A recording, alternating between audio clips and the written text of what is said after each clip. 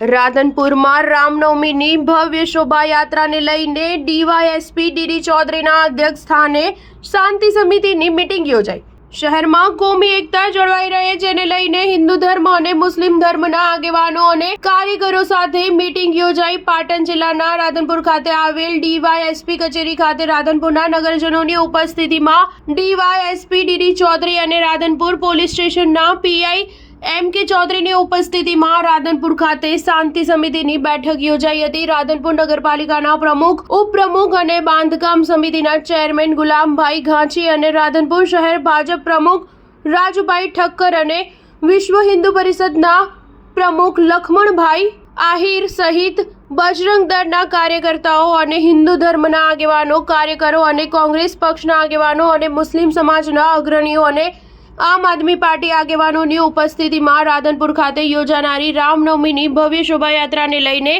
શાંતિ સમિતિની મીટિંગ યોજાઈ હતી।